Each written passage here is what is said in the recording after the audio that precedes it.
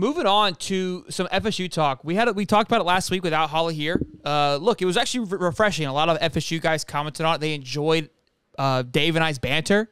Although we were showing some love for FSU, we even took our jabs. But look, the FSU fans appreciated it, and we appreciated their comments as much as the Florida fans probably didn't like it. Look, Steve's the FSU fan. We got to give the man his time and his he has 60 seconds to talk about FSU. We talked last week about how well they had performed after landing Keon Coleman in the transfer portal. They have been crushing it.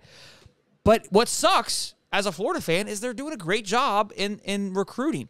And to what Connor said earlier, to Nick Del Torre's reference, and we've talked about Uncle Lou as well, you could finish third, fourth, or fifth in overall recruiting, but be third in the SEC. You could finish 7th, 8th, or 9th in overall recruiting and be first in the ACC, which is, for Florida State, that's all you're going after. And it's not a jab. That's just facts. That's just how the cookie crumbles. And look, there's an advantage there. And at that point, you're 7 and 8. If you're in the championship game, all you got to do is sometimes just make it there. At that point, it gets pretty even keel. So your talent's a little bit better. The road's a little bit easier. It is what it is. We can debate that, the conference debate, another day. But FSU is coming for a top 5 class right now. They're on an absolute burner. And I hate saying it, but with that, I'm going to pass over to Steve and let him kind of ramble on about this disgustingness we've got going on here. Well, look, I am certainly no Connor or Soder. I mean, these guys know their stuff. They know these kids. They've watched them play since they were in high school. I am but a mere shepherd of some information. Now, look, you guys have a jubilee or whatever in the world that you are thinking to call this thing. Jubilee. Now, look, FSU doesn't quite have that type of capacity coming up. However, just coming up this week, we do have 5 recruits coming in. I'm not saying that these guys are locks by any stretch of the imagination. If I had to look at it, I'd say we're probably 50-50 on the majority of them. However, coming up on the 16th of June, we are bringing in Charles Lester III, who is a top 5, top 8 overall commit. He's, in my opinion, the number 1 overall corner yet uncommitted, and that does include Jamari Howard. I believe him and Jamari Howard are probably 1A, 1B, depending on who you ask. Probably Jamari Howard and Charles Lester. But we also have B.J. Gibson coming in. He's a wide receiver commit, 4-star guy. We've got Ricky Knight. Ricky Knight was a 3-star kid that was going through some camps out in Texas. He was here, there, got picked up by some scouts that all of a sudden started to see some burst in this kid, started to see some, as Shelton likes to say, the dog in him. But he was really just making plays out there. He was able to just one-on-one with running backs out of the flare. He was able to keep up with a slot, and he was able to keep on the long route, on the go route, with a wide receiver that may have been a little bit bigger than him. Look, he's moved up in rankings. It looks more and more like he's starting to trend towards Miami, unfortunately, but he is going to be on campus on the 16th. Telling me FSU has 3 good players. We got a super chat from Harlan Harris here, FSU fan. He says, chat telling me FSU has 3 good players. Can we clear the air? They're trying to get me out of here. I'm all alone in the chat. You're fine. You're fine, Harlan. They're not as bad as you think they are.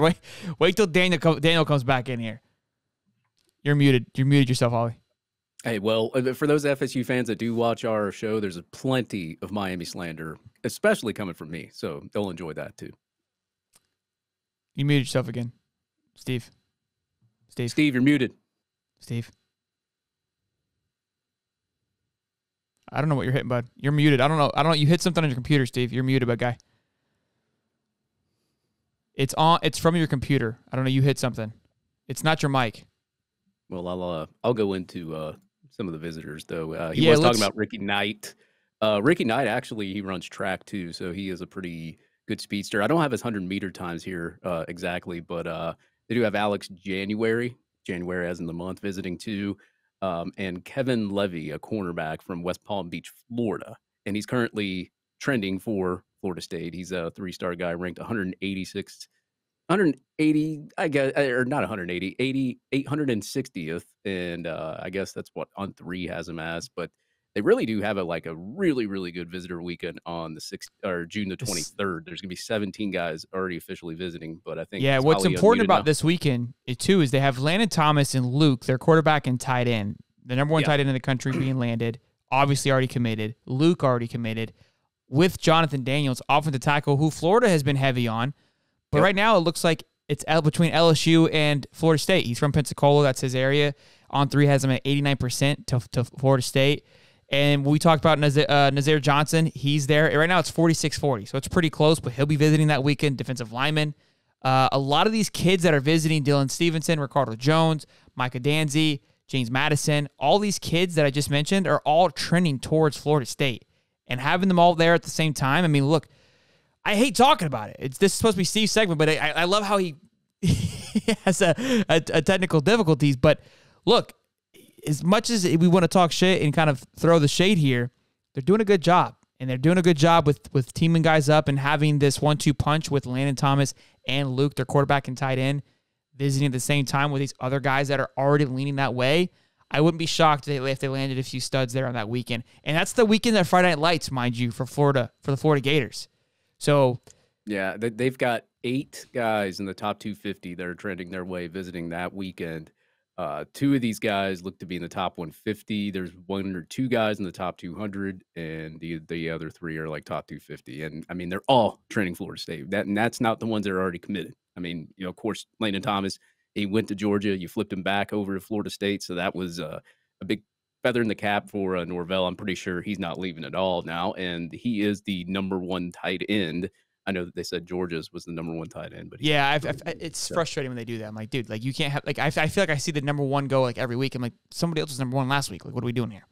Yeah, and I'm not the biggest Florida State expert, but that is a really, really good list of players coming in on June the 23rd. But of course, I mean, it's going to be a big weekend or a big month for both of us. I mean, Florida and Florida State. So you might be seeing a whole lot of commitments rolling for Florida State and Florida at the same time.